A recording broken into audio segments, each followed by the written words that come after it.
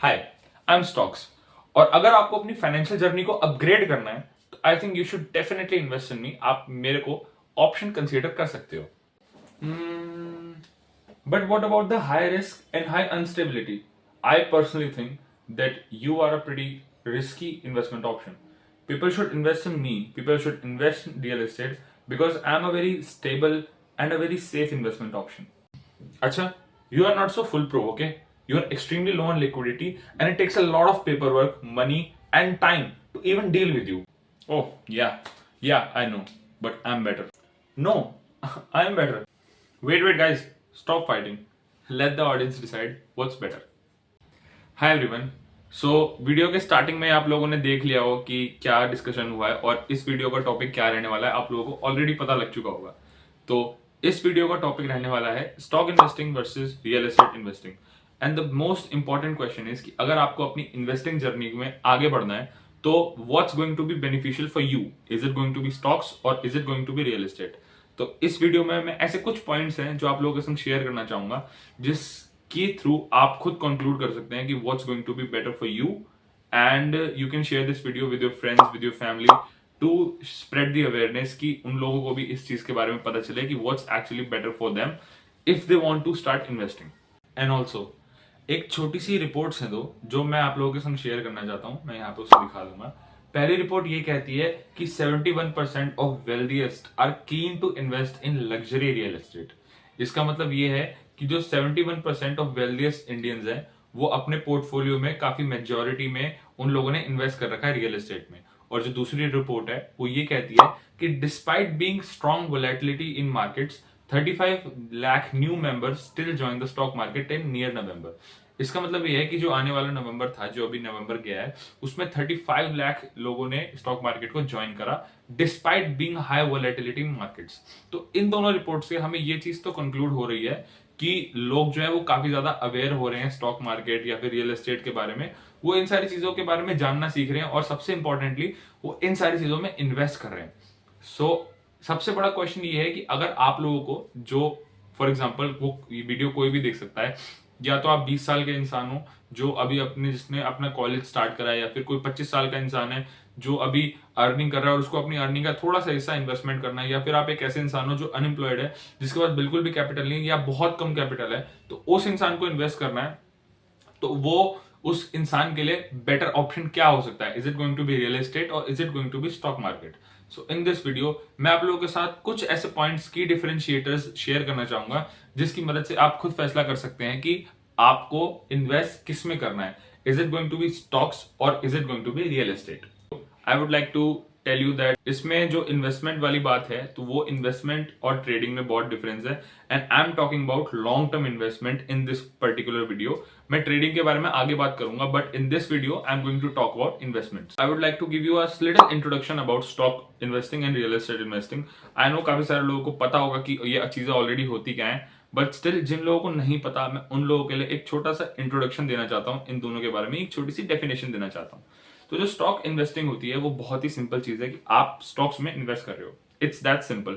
But अगर आप stock में इन्वेस्ट करते हो for the long time, for example अगर आपने कोई पर्टिकुलर स्टॉक को आज खरीदा और आज से 10 या 15 या 20 साल बाद आप उसको बेचते हो और उसकी वैल्यू अगर एप्रिसिएट होती है तो उसका आपको प्रॉफिट होगा, तो इस पूरे प्रोसेस को हम लोग कहते हैं स्टॉक इन्वेस्टिंग। अगर अब हम बात करें रियल एस्टेट इन्वेस्टिंग की, तो real estate investing is just investing in land and investing in property that people can live.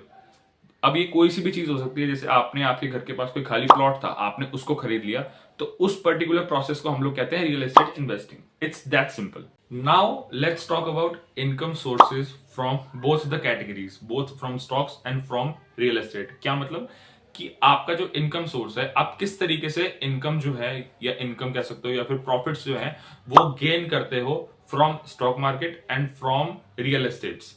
सो पहले हम स्टॉक मार्केट की बात करते हैं कि स्टॉक मार्केट में से आप बेनिफिट्स कैसे ले सकते हो। स्टॉक मार्केट में से बेनिफिट्स आप 2-3 तरीके से ले सकते हो। First is going to be कि अगर आपकी जो स्टॉक्स की वैल्यू है, आपने आज खरीदा, आज से 5 साल बाद अगर उसकी वैल्यू बढ़ती है तो जो एप्रिसिएट हुआ, तो एप्रिसिएट जो हुआ तो उसकी वैल्यू को जब वो बढ़ेगी तो आप उसकी वैल्यू की जो एप्रिसिएशन है उसका बेनिफिट ले सकते हो।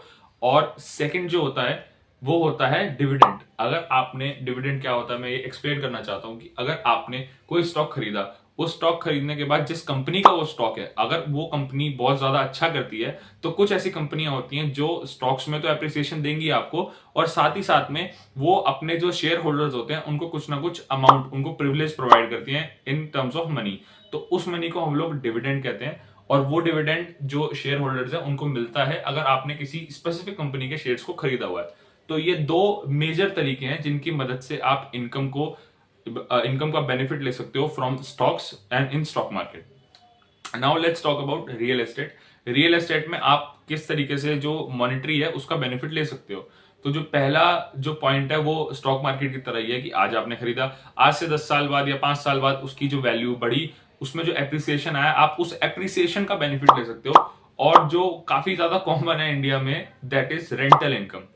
रेंटल इनकम बहुत ज्यादा कॉमन है इंडिया में, और रियल एस्टेट की सबसे मेन पावर यही है। बहुत सारे जो सक्सेसफुल लोग एंड रिच लोग हैं वो अपनी लाइफ को एंजॉय चिल कर पा रहे हैं बिकॉज ऑफ रेंटल इनकम। उनके पास काफी सारी रियल एस्टेट है और उनके थ्रू उनको काफी ज्यादा रेंटल इनकम आती है, और इस वजह से वो काफी ज्यादा लाइफ में चिल कर पा रहे हैं।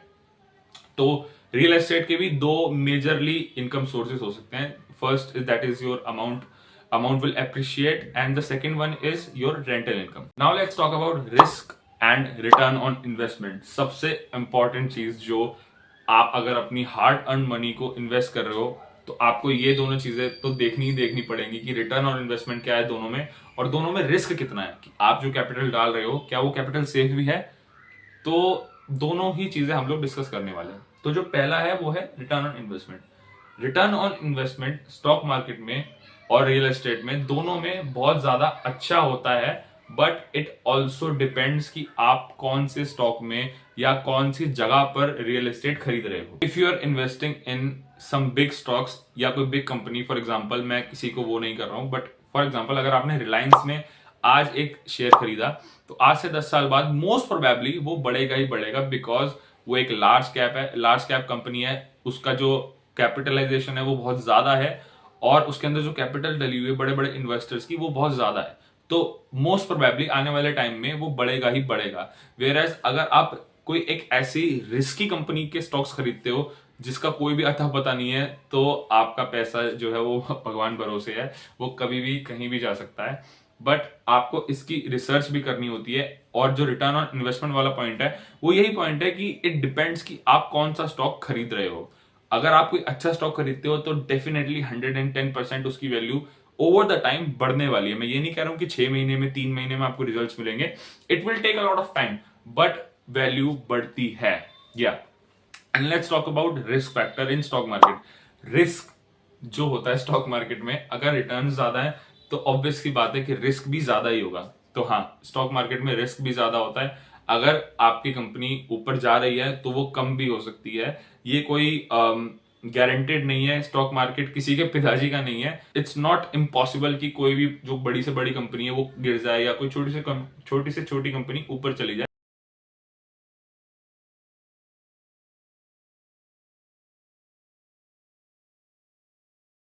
Let's talk about real estate, return on investment and risk.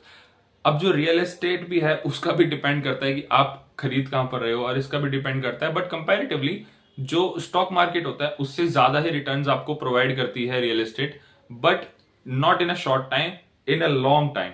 In a long time जो रिटर्न ऑन इन्वेस्टमेंट है, जो रिटर्न ऑन इन्वेस्टमेंट है आपका रियल एस्टेट में, वो ज्यादा ही होता है over the time according comparatively stock market से। Talk about risk in real estate. Real estate में कंपैरेटिवली रिस्क बहुत ज्यादा कम होता है in comparison with stock market. Stock market में आप में बहुत ज्यादा रिस्की चीज होती है, but real estate is a pretty safe and pretty stable investment source. आप वहां पर काफी ज्यादा इजिली अपना जो बिना टेंशन के कैपिटल है वो इन्वेस्ट कर सकते हो, क्योंकि लैंड की जो वैल्यू होती है वो ड्रास्टिकली इतनी ज्यादा कम नहीं होती है। तो I think real estates are pretty safe and pretty low risky than stock market.